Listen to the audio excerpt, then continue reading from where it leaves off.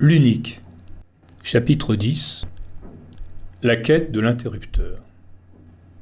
Main chaude, le cœur vif. L'échec pèse, mais l'ami brille. Cette nuit cherche l'étincelle. Ozipii ne reprit conscience de lui-même qu'une fois dans son lit, à l'heure où il aurait fallu dormir. Mais il était bien loin d'être prêt au sommeil.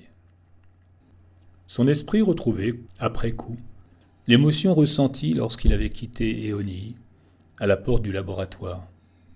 Ses mains étaient encore chaudes de celles de son ami, et ses tempes les brûlaient. Après avoir sombré, dès l'accueil de sa mère, à la porte de la maison et jusqu'à la fin du repas, dans une somnolence de protection, Ozipii, de nouveau seul avec lui-même, songeait à cette seconde tentative infructueuse. Deux sentiments opposés se disputaient son esprit. La contrariété liée à leur récent échec.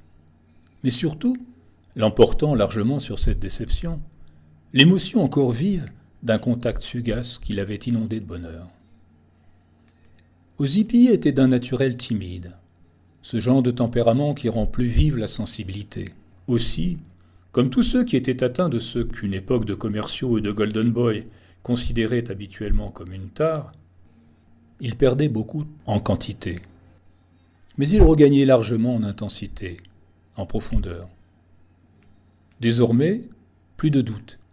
Éonie était de son côté. Aucun échec ne pouvait rien contre cette amitié profonde qui, de jour en jour, glissait vers un sentiment plus fort et plus trouble.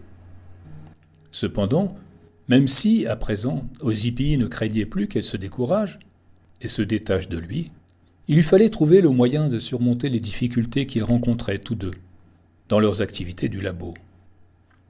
Il se devait de mettre au point une stratégie capable de piéger le malin, de surprendre la réalité, comme il y était parvenu une fois déjà, par hasard.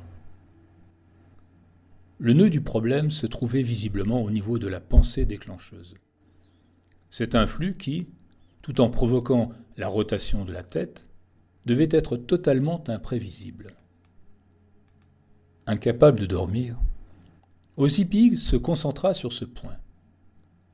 2 heures durant, il rechercha ce qui pouvait jouer le rôle d'interrupteur à volonté. Il avait tout d'abord pensé à un dé, mais le procédé était trop lent. Lors de ses essais, sur le bord de la table de nuit, il vit bien que le chiffre était souvent prévisible, bien avant que le dé ne s'immobilise totalement.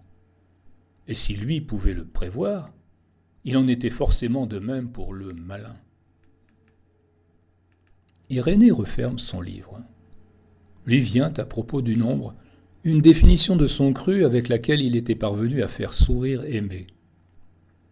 Le nombre, c'est ce qui reste d'un sac d'oranges lorsqu'on a retiré le sac, et les oranges. Il repense alors au héros de son livre, et se met lui aussi à chercher le déclencheur idéal. Comme si l'ayant trouvé, il pouvait aider Ozipii dans sa quête. Tromper le nombre, leurrer le malin, serait-ce toucher l'espace derrière le miroir, sont les mots du jour qu'Irénée dépose dans un de ses carnets.